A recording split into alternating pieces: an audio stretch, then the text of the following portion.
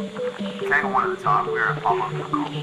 10-4, Tango 1, you have control. Tango 1 copy. Stand by. Stand by. Integrity, passion, resilience. That's what this place was built on. That's what our community is founded on. Don't act like the example, just be the example. This is the home of the greatest fitness community in the world. We're trying to create strong, able bodies, resilient to injury with a gas tank to get shit done. If there's one thing from this podcast, it's about taking immediate action, find the problem, fix the problem. This is your opportunity. It's either a hell yes or a fuck no. It's that simple. You're ruining the Tango 1 podcast. Now is the time to take action. Now's the time to do more and be more.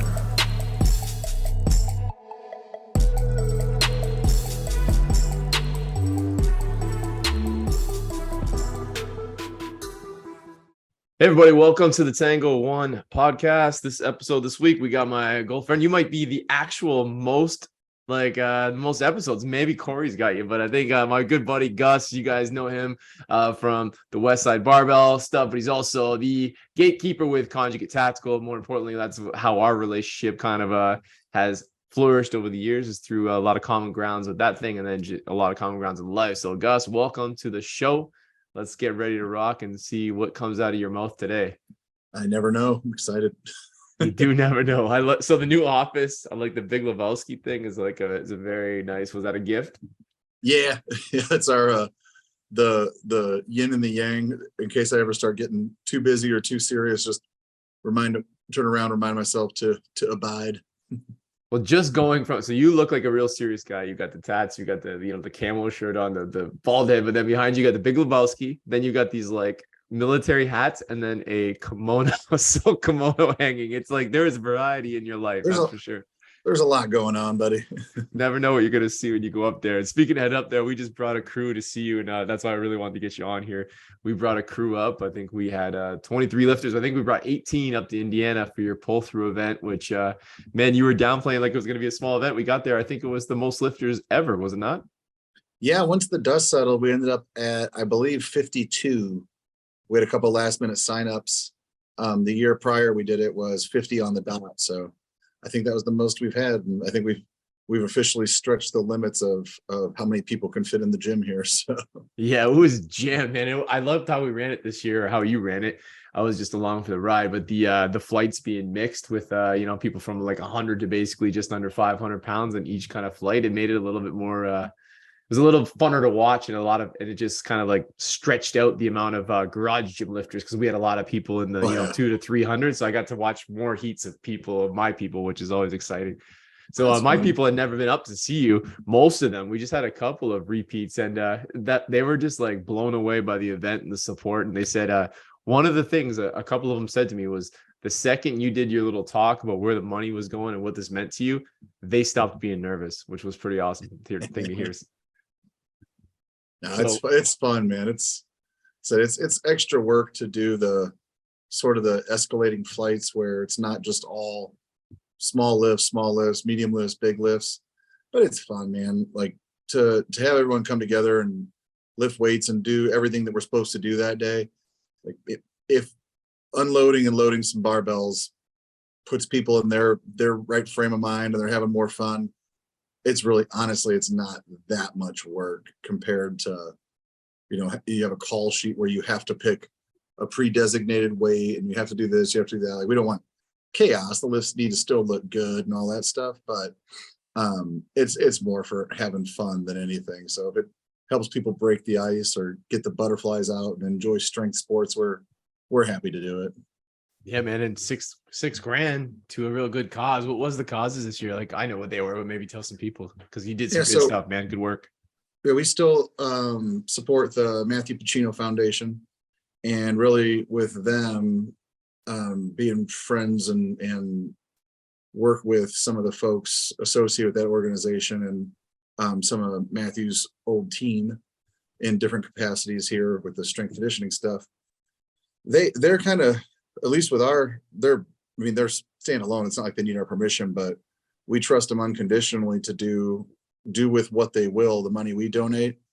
And the year prior to this one, we're with Texas Power Bars doing the special edition bar, and then our day of event we were able to do darn near 20,000 on the dot for them. And I know that particular allotment of money went to building a smart home for a fellow that was injured. He was shot and rendered paralyzed from the neck down as a result. So the 20 grand that we were able to raise with everybody went towards the bigger picture cause with the Gary Sinise Foundation and building a adaptive smart home for him. So that's a pretty cool feeling.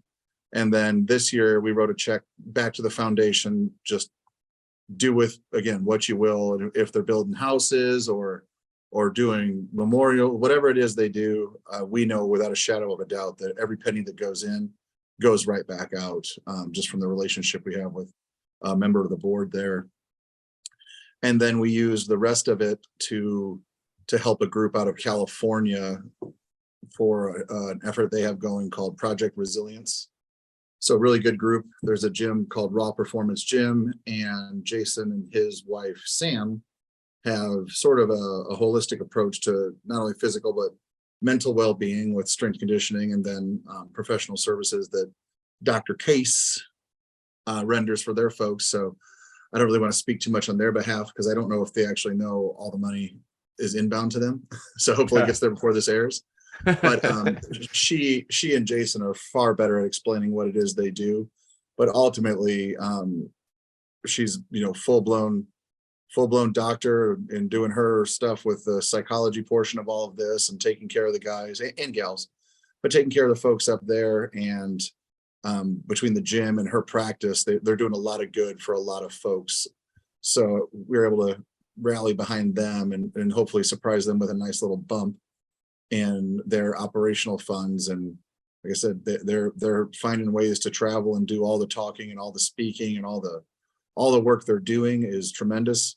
I just believe that if you have a little bit more funding, you can get a lot more done. And being that I can't fix a damn thing, we can build a bridge between caring people and professionals in the space. So again, full trust that they'll do everything needed with that money to take care of the folks. So hopefully get some more people training, more people in therapy, and doing all the stuff that they do. So definitely hit a good home run for both this year. I'm grateful. Yeah, that's awesome. With the pull through, one of my favorite things is, as a coach, man, it's tough you're there every day and you put your time in, but the results, when you're there every day, you don't see the results as clearly as you do during a test. And having people come off that bar and just like jump to hug me is like, it's gotta be like, it is like, it used to be about my own achievements, when you were more of an athlete and younger and, like a little bit more testosterone, maybe flowing through us and competitiveness. But now, man, I just get so geeked about, like, I get geeked watching you, make a ton of money for charity. I get geeked watching my people like crush it. And then at the end, when the big boys, and we're sitting there having lunch after, and I'm sitting with, Jeff and Ryan, and they say like, man, your lifters came to play this year. They looked great. That was a real like happiness, a happy spot for me. And I think like we liked the garage gym programming. What I don't think a lot of people know, and I don't probably do enough job or good enough job broadcasting, is we follow the Conjugate tactical way. And with the Conjugate tactical way, one of the reasons I was really attracted to this is because years before I even met you, like leaving, I knew that first responders, like what you say in Conjugate tactical, need to be prepared for tomorrow, not for a test, right? They need to be always be raising the floor rather than reaching for the ceiling. And I think it gets lost a lot of times that your average everyday person is the same. Like they're just trying to raise the floor because whatever their job is tomorrow in their life is just as important as a first responder. Yeah, I mean it's a somewhat of an understanding of the idea of GPP and general physical preparedness versus SPP or specialized physical preparedness, and finding where you land on that spectrum, to be honest. And when you layer in the practicality that the real world does get in the way, so our message isn't the most sexy, lucrative, put a skull on everything that's out there, but if we're taking a proven method of training and entrusted to deliver it to a particular demographic, and dial down some of the SPP, the balance of GPP that's still there for most, it applies to, like, I don't work in the professions anymore. I only did 5 years in the Marines, and I got done with that in 2007, and did 5 years and change in law enforcement, and that wrapped up New Year's Day or New Year's Eve 2014, pardon me.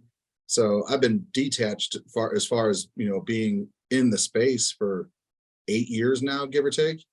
And what you see is going on now is quite interesting, but having done some of that stuff between military and law enforcement, and now just being, you know, an everyday average, like I still want to train and take care of myself, but my work day is less guns and wrestling with drunks than it was in the past, but there's still stressors and demands. And when you build out a training plan that addresses the simple stress and demand of profession or existence or physicality, whatever you want to call it, I believe, at least I hope, we've developed a decent way to get from point A to point B for a lot of folks, and try to piggyback a culture that is relatively professional. I mean, we're going to make fart jokes all day, but you know, as far as the seriousness in which we take the work, we hopefully built a culture behind it that focuses on training and improvement versus, that's a rabbit hole to go down on later day, but versus some of the craziness that's out there. It's just, that's just not for us. Yeah, I mean, I think Mayo is almost like a little petri dish here at the garage gym, because we came up with a good size people. We had 300 something people that really practice our programming, and it's the same programming for everybody. Our coaches just add individual flair to each person, you know, kind of like 80-20 rule. It doesn't have Right. to be, it doesn't have to be apples and oranges for every single person. I mean, once you've exercised the upper back, you've exercised the upper back. The exercises or the lifts themselves, they may offer a little bit more return on investment for this guy versus that gal, but by and large, all this stuff can be done in a group setting. I think that's what you guys have done better than most, is able to identify that most of this stuff is you can do a lot of the same things for a lot of the same folks and not let this whole conjugate system thing spiral out of control, but also individualize it enough where it's like, okay, we know you need this, whatever that is. And we've only got one belt squat in here and 19 people need to use it.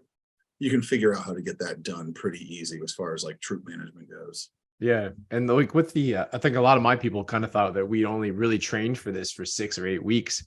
And I was trying to explain to them, like, those questions too also show a lack in the explanation that's happened on the floor that needs to get a little bit more belief in the mission, was that, no, we've been training for this all year. You know, we're building slowly. That's kind of like what we're trying. We weren't training for a peak towards the end of it. Yes. Then we got more, like you said, SPP, like we're training for a test. We're training for almost, it becomes like a sport when we're going to test, you know, but throughout the year, we can still improve your 1 rep maxes without really having to 1 rep max, you know, 4x4s, you know, 8x3s, some dynamic work with keeping the risk low for your average everyday person who really, the 1 rep max always serves a purpose. However, it may not be the best, like it's a way, not the way for everybody. Right. Yeah. Well, I mean, our rule, like, unless there's an absolute necessity that you put the heaviest weights possible on you every single week, there is nothing wrong whatsoever if you have to deload or you just prefer to train sub-maximal. I mean, you may not be officially doing your max effort work without pushing it to a true single, but for most, a lot of heavy work or heavy efforts, excuse me, it's going to take care of a lot of this concept of a base of strength versus omitting strength training or some of the heavy dense stuff altogether. And if, you know, I mean, I know you've been to all the stuff, but we default to 1 rep maxes as the goal. And based on the totality of the day or the practicality of how things are unfolding, if we have to deload, we will. And you guys are proof. Like if you have to unload or deload, miss a week, you're not going to slip all that far from what you're truly capable of. If you're pulling a couple of doubles in lieu of a true, you know, bloodshot eyes single, you're still gonna be all right. Nose spurting single, like we saw at the competition. That was strong dude, ain't he? Yeah, he was a big, strong man. And when the nose let go, the faces on the people that were with me were like, what just happened? If you're not doing this stuff all the time, I mean, I haven't blown my nose up in a few years, but what's it called? If you're not used to seeing that, it's like, what the hell's happening to that guy? So it's neat to see when it does happen and kind of like not necessarily shock people, but I don't think a lot of your folks have seen 750 something pounds go up in the air and what can happen to a person's face and nose as a result. Yeah, I mean, he was so impressive, but I mean, the people are really talking about here was that Joey there from not far from you. Yeah, That guy's like, he's kinetic like, strength and conditioning. he's a little bit For, smaller than me, and he was putting up the numbers he put up. What is like mid six? yeah, I think he's in 630, 640 range. It was wild. Like, and he Dude. does not look like the kind of guy. Like, he just looks like, he looks like a fake guy. Don't get me wrong, but he did not look like a 650 when he walked in. I couldn't, when I saw him he handed me those numbers at the start, and I was like, really? Oh my God. Dude, that's a strong kid, man. I mean, he's 20-something-year-old man, but That too. that's a strong kid, dude. You should see him jump too. Kid, Like, he's compared to pulling us. 600 plus, jumping over 40 inches. Like, he's a baseball player. He's And a not- mid-90s fastball. Yeah, it's fucking crazy. Wild. Some people just have this like work ethic and then athleticism to go with it. That's a wicked combination. Yeah, unless you're just like me, who just sucks at everything. Sucks at everything, especially taking compliments. Mm. That's a whole other story. That's Yeah, a whole other story. I saw a thing on playing around on Instagram the other day, and there's like a professional sleeping league where you can sleep along some weird Eastern European thing or something. And I'm like, cool, dude. Now I officially suck at every sport on the planet. Like, now you've contested sleeping, and another thing that I can't even do that right. Like, great, thanks. Well, let's build you up a little bit, because years back when we met, maybe, I don't know, 5-6 years ago now, I feel like it's been long. It's been a lot longer than it feels, that's for sure. But yeah, you were 2014, 2015, give or take. Yeah, man, right in there. And you were talking about Conjugate Tactical, and it was just becoming like this new branch, and the thing that was, but the growth now, and especially, I was forced away a little bit. We were, thank God for Instagram and Zooms, we were able to keep in touch, but I was kind of forced away a little bit by the border. And to come back now and get back involved, and to see how it's grown and how this Conjugate Tactical system is being used in a variety of different, like there's me with, like, I call mine like a ma and pa kind of place, it's being used by first responders, by tier 1 stuff that we can't even talk about, and then by the MMA guys and the kettlebell guys. It's just wild, like, how applicable this is against a broad variety of people. Yeah, it's gotten weird. It's weird. Kind of rolled, just like when we opened the gym, there was no real plan, just do stuff and see where it goes. And same thing with this. I mean, we were forced to put a little bit of structure to it, just by the growth and the requirements of what we were doing and kind of where it went. But I mean, honestly, the expansion and the, I would say, the evolution of all of it, as fast as it's happened. It's been this fall will be 5 years. It's been Conjugate Tactical sort of as we know it. Once we were from the Conjugate Club at Westside. Right. But I mean, where this has expanded into is all the people that have done the course, like having the folks up in Chicago, and what, like Joey, the deadlift fellow you're talking about, what he's able to do with the principles and apply it to baseball and throwing and things of that nature, as well as general population. And then Byron down in Houston at Misfit Strength, they, of all things, they've freaking built a monster system for volleyball. I mean, the list goes on and on. A lot of the guys have taken it and put it right back into MMA and fighting, which is cool to see. Mark and some of the Mark Curtis, freaking Chad. There's a handful, Tom. There's a bunch of them, high-level grappler dudes that are cutting and pasting this thing for grappling and to support jujitsu and stuff. So that's really cool. But all the expansion, the good stuff, is entirely what people are doing, and that's the exact intent behind this is. And I don't know if you're going to air the video side of this thing or just the audio, but this is me doing stuff, and here's everyone that comes to the course, and then everyone that comes to the course, you just leave me here and continue to grow and do stuff. So you're picking up what we have along the way, or along your way to the top, and build something great with it. And with 150 plus people have done the course now, there's no way that 150 something people are not going to create something better than what I could do as a single person. So it's neat to be able to kind of hand the ball off to all these folks. And it's not so big that you can't keep in touch with all these folks. I mean, some of them don't want to keep in touch, whatever. I don't get my feelings hurt. It's fine. I'm fine. But being able to keep in touch with these folks and what people are up to, from some of the cooler, cool guy jobs in the military, from like whatever you want to call the SOCOM world, and EOD dudes, troopers, coppers, the fire thing. Admittedly, I'm pretty hands off with working with fire specific because I just have no experience there. And we have so many coaches that have come through this that are firemen. It's like, well, there's your square peg, square hole fit right there. But with what everyone's doing, man, it is really rewarding to see, because that's essentially our only task, is to prove the methods. And this is just the arena in which we stepped in to try and prove them. And so far, so good, as far as I can tell. I've only got a couple people that say mean things to me on a regular basis, and that's all right. Man, I mean, I was there on the very first one, and obviously the garage gym, and Danny and I have invested sending more coaches up there, and we're proud to fly the flag. Which, one of the coolest things that I think about Conjugate is, like, I feel like regardless if you're somebody like me who sent 5-6 instructors, or you're somebody who just went up there for your own knowledge, because we've seen people come up who just don't even have a gym, they just want to learn the system. Is that you do feel supported without having to keep paying money every month to have that with you. Like, that's one of the, I think, that separates Conjugate Tactical and the crew that you've built, the culture that you guys have built, from other dogmas, or whatever you would call them, for other certifications. Yeah. Very cool thing. So how many people we got neat. now? Oh, sorry, man, go ahead. It's neat. Like, I understand the recurring billing, the maintain your membership kind of stuff.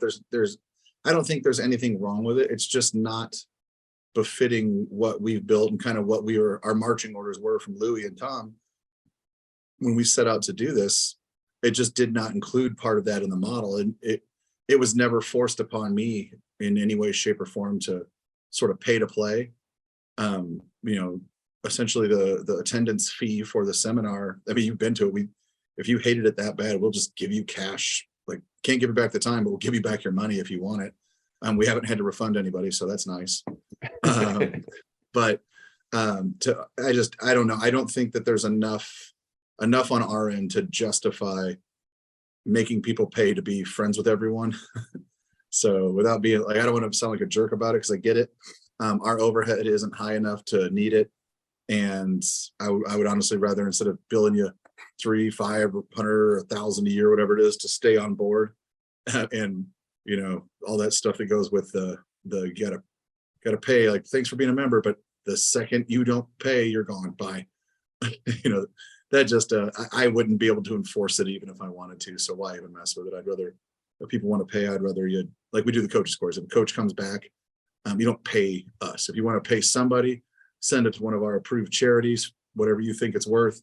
Great. But I don't know what the hell we're talking about, but yeah, we're not going to ding you for $500 a year just to stay involved, because we're still growing this thing, and we're honestly more shocked that people want to be involved versus forcing you to pay to be involved. So if you want to hang out with us, we're not going to fucking bill you for it. Speaking of more people that want to be involved, we've got March 25th, 26th, 27th. Is that the dates for Columbus? 25 and 26, that Saturday, Sunday. Yeah. And it's gone. It's done. There's no openings, right? Like, that's wild. Yeah, that's one that I think has caught on. This will be our 7th coaches course. We've done 5 public, 1 private for some DHS stuff. And when we cap it at 24, like, it's not a marketing trick to get people to buy tickets faster and stuff. I just can't do a larger group than 24 and be effective. So 24 is our sweet spot. And then they'll get pissy on the front end thinking you're trying to trick them to signing up fast. And then when you tell them now you can't sign up, then they're pissed off that they can't get in. It's like, we'll just do another one. But this sold out awkwardly fast. And I'm no fool. Having it on deck at Westside Barbell is a nice 2-for-1. If you want to come to the course and get to train at Westside Barbell, that's pretty easy. So it's a wonderful fit. But that's, sort of right in line with everything we always talk about, building teams and teams of teams and so forth. To be able to segue a couple of dozen people's first visit to Westside Barbell that's a wonderful thing to be able to share with folks, because that place has been so huge to me that it's pretty cool. And it's kind of an honor, I guess, we've got the first seminar going there since Lou passed, and the first seminar in a very long time on, within the walls of the gym and in the education space. So definitely a step up to the plate kind of moment coming up here in a few weeks, because we got folks from freaking both coasts and Texas and up north near your area. So we'll see where it goes. I feel like you're gonna have to, because of the one, we've all kind of missed getting together, and then two, with the attraction of Westside Barbell in Columbus, you're gonna have to fight the instructors. They're gonna have to fight, the instructors are gonna have to fight each other to get in and get a seat to even see you guys. I'm not even dealing. There's 25 seats. There's 24 for the students and one extra in case someone needs to put their feet up or something. If the instructors, the current coaches are coming back, freaking bring a camp chair, man. I'm not doing shit for anybody. Yeah, dude, we don't have recurring fees, so you can't be involved. That's exactly. No chair. Come here and eat everybody's freaking pizza or something. Get your own damn chair. But I honestly think there's gonna be 15, 20 people, maybe 10, maybe 10, 15 of the current coaches coming back. And that's the exciting part, is when people want to come back. I mean, cool, you might be able to get, maybe the thing evolves, like the course, the delivery, we trim stuff, add stuff. It'll never be the same thing twice. But the guys and gals that want to come back to kind of add value on the back end, or offer ultimately like the equivalent of probably the opinion of like a doubting Thomas, like, hey, I did this 2 years ago and this is what we're doing with it. That's my favorite part for everyone in attendance, is to have a chance to talk to 5 or 10 or a dozen coaches who have been using this for 6 months to 4 years. We did the first course September of 19, so 3.5 years maybe of coaches courses. And just, hey, we're doing this with it, we're doing that with it. And again, going back to the strength of the collective, 3 brains are better than 1 and 25 are better than 3. So we'll just keep bringing it back until one day it's like, yeah, we can't facilitate 80 coaches attending and 24 attendees taking the seminar, but that'll be a wonderful problem to have when it happens. But this one, it definitely sold out faster than expected. And we never expect to sold out. We're grateful when it does. That sounded pretty shitty, but yeah, I did not expect this thing to sell out 4 months ahead of D-Day. So pretty neat. Yeah, man. The systems, I think you highlighted, the systems are obviously great. They're obviously effective. I believe in them wholeheartedly. The hidden value in any of these things, and almost any course in general, but is getting in a room with people who, even people who don't know the Conjugate system, they have different successes and different experiences. And you and I, we met in Vegas with some friends, a little get together thing. And I found that right away, there's a lot of like-minded people in there, and with common goals. And just, we had only been together for 10 minutes. I ride the escalator with Byron, and I'm like, I already had a takeaway that I was going back, and I think he had the same. And it was nothing to do with why we were there. It was just common conversations with people who have, I've used this route, he's used this route. Where do we go wrong? Where do we go right? I want to know what you did right, and let's go right and learn from the wrong. And I think that's the value in a lot of these courses too, is you get in that room with 30 or whatever it is, 24 people who have done or want to do or are working on doing what you have done or want to do, or et cetera. Mm-hmm. It's neat. I mean, that's kind of how I was brought up under the Westside banner, is get a lot of smart people together and talk about stuff. And if you do that enough for 3 or 10 years or whatever, you end up learning a hell of a lot from a lot of different people. And I believe that's the way to do it, versus trying to mute down or dam all that information down so that people can't have access to it, strictly to make yourself feel better. Like, there's a long list of areas I'm not strong, and it's nice to see the coaches and friends of the organization, or whatever you want to call it, but it's nice to see the coaches be able to pick up that slack in areas where I have no experience, expertise, or anything like that. And it just keeps making the little circle that we have that much better. I don't know where this thing goes, or how long the coaches course will exist, or any of that stuff. But as long as it's there, it's to drive education and experience for, there's nothing wrong with learning along the way, but primarily, your person who's attending seminars is typically on their way up as far as accumulating education and knowledge, versus being 40, 50 years into the game or something like that. Right. So it's always nice to be able to provide an environment for that next generation coming up, and try and build something that you didn't have, because said for me, the first person that was kind to me in this industry was Louie Simmons. And I'll never be able to find out why now, but it's like, who the hell are we? I mean, I've said it 1,000 times, but who are we to conduct ourselves any differently? We'll just keep trying to be the best resource we can for people who need information. And if we don't know what we're talking about, we'll just say, I don't know. It's a pretty good escape route, is just to be honest and say I don't know, versus faking the funk and then having to pay the price for it later. Yeah, you and I have talked to like so many times. And this past weekend when we were gone away to some shenanigans, a story came out. Zach, that prompted you to get it out. And I had never heard this story, man, about like how you kind of, let's talk about, I know you hate telling shit about yourself, but this is such a good story. You got to share it about You let it rip, because I probably forgot already. Well, I mean, like Louie, the course finishes the original course and everybody goes to buy their t-shirts and you wouldn't buy the books. Yeah. Like, let's talk about that one just a little bit. Give us the highlights, man. Cause I think that I think it says a lot about you, but I also think it says a lot about Louie and what he was looking for. And so like, please share that story. I know you hate it, but do it. That was the first time I'd ever gone to Westside. That was the fall of 2009. And that was when the CrossFit powerlifting course was still being held there.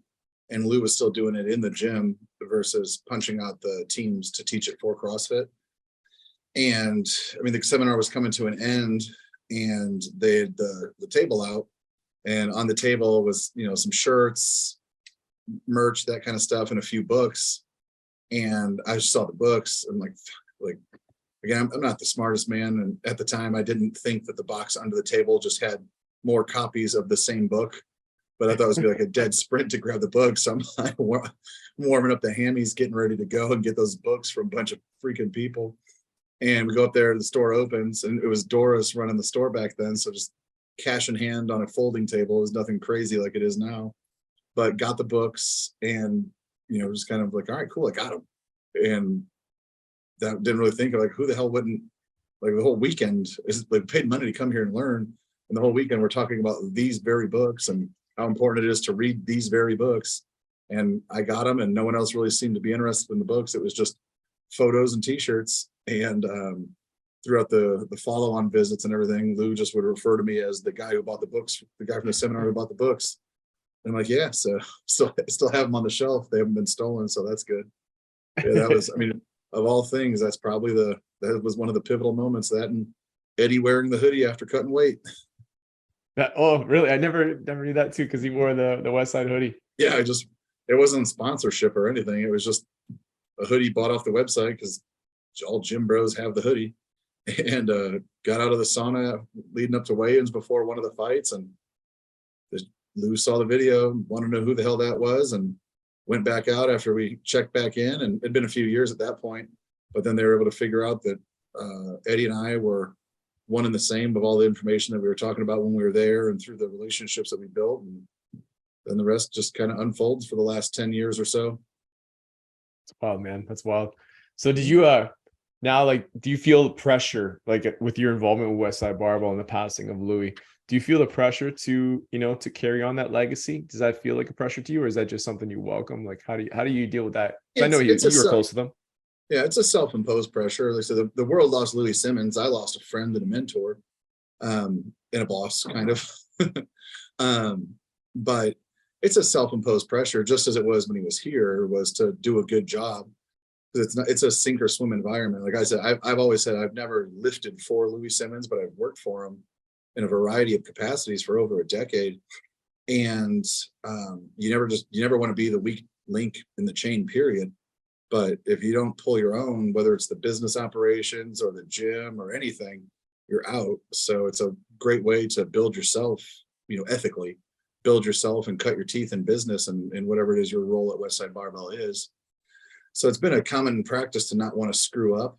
And then since he's passed, it's like, well, yeah, you want to do, even better, like honor demand, because that's the one thing that a lot of folks, I don't think realize is over the years there of how much taking occurs at Westside Barbell. I don't mean stealing, like you're not taking stuff out of desks and offices, but everyone that goes there leaves better and smarter than when they walked in. And it's not always a revolving door of gratitude or reciprocal sort of efforts. So people will walk out of there, get a photo, and then start claiming that they're, the reincarnation of all things strength and intelligence and this, that, and the other. So it's a very small circle that I've been fortunate to be a part of for a very long time. But now that he's passed, it's like, well, yeah, we want to protect the legacy and do stuff, because like, who wants to, no one wants to stab the man in the back. But as I said, I don't think we would have, I don't even know if we'd have a gym still or anything like that if he didn't take me under his wing, and then in turn fall in line with Tom Barry and learn from him and everything that's just happened. So it's like, all right, just because he's passed doesn't mean we're not grateful. And the self-imposed pressure has always been there since we started. And now we just keep doing it. And we did a podcast or a talk, I can't remember, forgive me. But our stance now is, when Conjugate Tactical was launched and all this stuff kind of started to unfold, and even prior, that Lou has always said, if you really want to thank me, because offered to take him to dinner or cover lunch, like whatever, and usually get yelled at for even suggesting it. But if you really want to thank me, he's always said, just prove his methods. So when we got tasked with this and went out there and per Tom Barry proved his methods in our particular space, it was, that's a good feeling to be able to do or to say. But Lou passed before he ever gave us the thumbs up. They're like, okay, you've proven my methods, now you can stop. So, to just kind of, and I love like mental games and strategy and all that stuff, but to kind of keep the thing going is like, well, like Lou has never let us off the hook. Like, it was never, you prove my methods, now you can quit. It's go prove my methods. Unfortunately, he passed, and now we basically have open-ended instructions to continue to prove his methods. And what I hope is conduct ourselves in a way that's befitting what we've done the last 10 years, to not get punched in the head or kicked out of the office, So the dog's been tattooed on my leg since 2013. And I'm stuck with this forever, whether I like it or not. And I sure hope I don't get kicked out and fired, because whether you like it or not, I'm part of it forever. Yeah. So.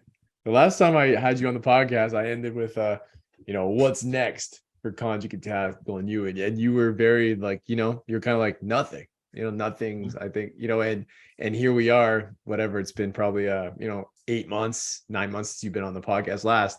And I feel like it went from nothing to a whole lot, even whether it was there like a fork in the road, man? Like, I'm curious, just from a guy who does business and often feel like I've done all I want to do. And then it's like, oh no, now I want to do this too. Was there a fork in the road? Was it some inspiration from, like a person, not me, but a person like me that's kind of, taken into this Conjugate Tactical thing? Or is it just you? What was it? I don't know, man. Like I said, I remember the conversation we had in the episode, but truthfully, like, that's still my stance, at least, is that we're done. This is the end of I will constantly refine the information in our work and always try to get better. But the intent behind Conjugate Tactical as it is now is still to train and educate, not to do anything other than that, and to do so only in our space. So when we get, same thing, when we still get inquiries about a powerlifting meet, like, I know Laura Phelps, like, you should talk to her about the sport of powerlifting. And just as things are growing here now, a lot of wonderful folks are attracted to this thing and involved in it, and they're very brilliant at a subject or two. And the mission here is not to highlight myself or any one individual in this space, is to make everything better under this banner of Westside Barbell and the education that we've obtained from it. And, we get to fly our own flag now, and that's great. But, the statement we made back then about being done, it still holds true. And the second half of that statement, and I'm not saying you're not omitting it to be shady or anything, but the part that people forget about that statement when I do make it is that the end state of this thing is we're there. It's still got to get much, much better. But the other part is we've made it where we wanted to be. If we start stacking up awards and accolades and stuff, that's cool. But now that I've hit my goals, and I'll hopefully come up with some new ones, but this is still a hell of a lot of fun, is to bring other people up. And when I say up, it's not that they're below us or beneath us in any way, shape, or form. It's not a statement of arrogance, but on the back burner has always been able to want to build an opportunity for people to sort of get theirs. We have our work between the private side of Conjugate Tactical, which has been, before we changed names of everything, it's just been the work we've done since this whole thing kind of started, when I started exercising people. We're still just exercising people. Like, it's all this really is, and we're still doing just that. But it was to bring people up to have their opportunity. And now more and more people are getting an opportunity to do stuff. So between the private side, the Arsenal strength work, having the facility here, like there's really nothing left for me. I still have to work. I've still got my son, I still have a mortgage and things like that. So can't just sit there with my feet in the sand and do nothing all day. But now there's plenty of opportunities and growth and that whole space that if it's under the Conjugate Tactical banner, fine. We're continuing to add value with the places that we do get to speak at, I think. And if folks want to be aligned with that, and their conduct and essentially just their mannerisms and the way they treat human beings is befitting what we try to do, is just simply be nice to people and try to be smart, then this has started to become unintentionally a great avenue for folks to have their opportunity to build theirs. And for us, like, as far as the emotional return on these things go, if when it's all said and done, other gyms, other training cultures, tribes, companies, whatever it is, got better because we were involved, then again, we still have to prove Louie's methods. We haven't been let off the hook. So Right. that's, I mean, I still stand by that statement with 100% sincerity, but we don't go from here as, our essentially our mission is to be the world's leader in conjugate based tactical strength conditioning. It's a very simple one sentence mission statement, but we don't deviate from here into football, basketball, business consulting. There's no interest in spreading horizontally into a lot of different stuff. It's to continue to sharpen up and build this one little vertical that we have until it's the absolute best we can make it. And it's going to take a lot of really smart and good people along the way. And as we've always said with this, is to get people, like, once you've got this, make it your own.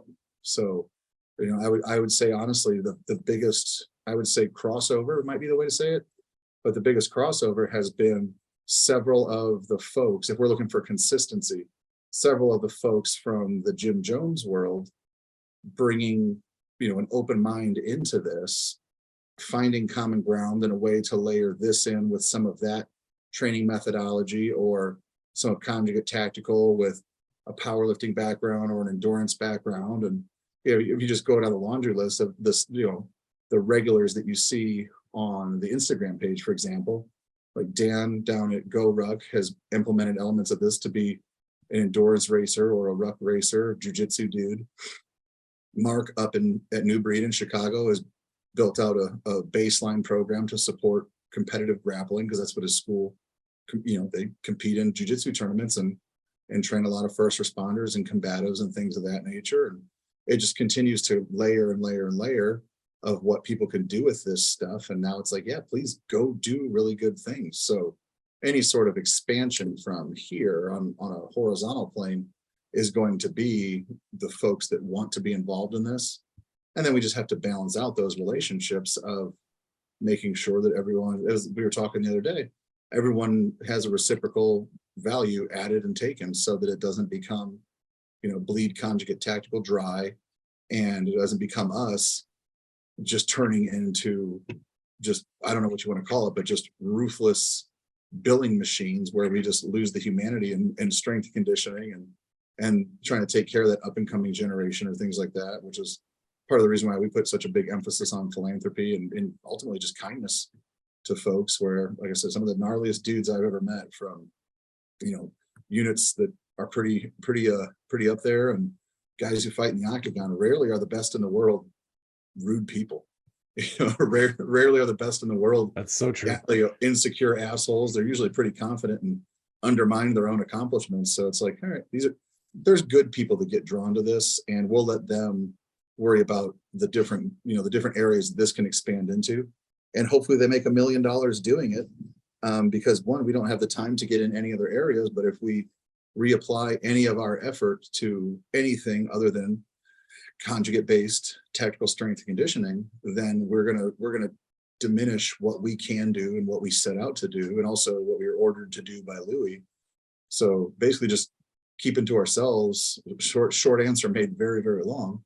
but keeping to ourselves and just doing our thing has built a decent little life and allows us to continue to do the work that we want to do versus being sort of, I guess, held prisoner by all the they say information or all the rules that you have to do this, that, or the other. You don't, man. We just want to do one thing, you know. Yeah. So it's gotten pretty cool. But if you're only doing one thing, I mean, you're kind of all in on it, but you get a chance to continuously climb and grow versus trying this, trying that, trying this, trying that, and every 3 months you're starting from the beginning again. That's a tough road to go down over and over and over again. Yeah, laser focus, man. And I think it's one of your favorite little sayings. You kick the pebble down the hill. And I know, much like I talked about at the start with being so proud as the coach and seeing my people succeed.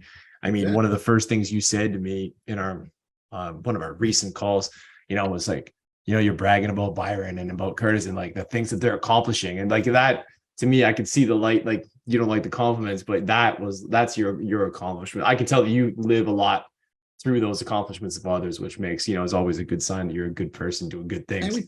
We try to be, man. I'm a train wreck of a human being, but we try not to treat people like shit. And it really is. It's I mean, it really, I don't know how you say it. Like there's folks out there that may not be able to take joy in watching others succeed or win or do well, but we're just at a place in life, man, where it brings great joy, honestly, to see guys and gals doing things that literally cast a shadow of what we've built. Like, do you know how much money we've spent, like, in intellectual property, trademarking, you name it, a freaking website that's never going to go on, apparently, and whatnot. And then you watch someone with, spending 14 hours together at a course. Within 6 months, they've built something so much better than myself. It's like, God damn it. Like, why do I suck this bad? But being able to see what they're doing is like, it's wonderful to see. It really is. I don't know if it's just getting older or, just getting a little bit more experience under our belts or whatever you want to call that kind of stuff. But it is amazing to see what people can do. And if, in all honesty, we just really don't, we're at a place where we just don't really go without a whole lot. We don't need a whole lot, but we have more than we need. So life's pretty good, all things considered. I've been in a lot worse place, but now it's like you really can enjoy when you hear someone, they hit a home run as far as a training opportunity, or they got a contract job or something like that.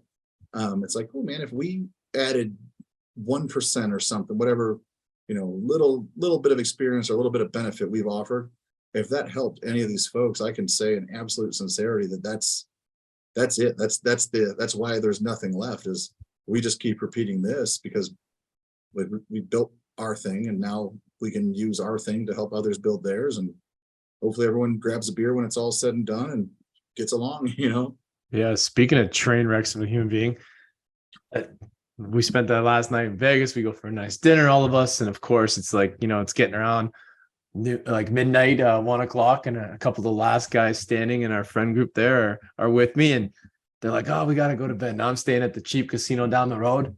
So of course I don't wander straight home. I'm like, I'm only in Vegas for 4 more hours, maybe, so I'll make the most of it.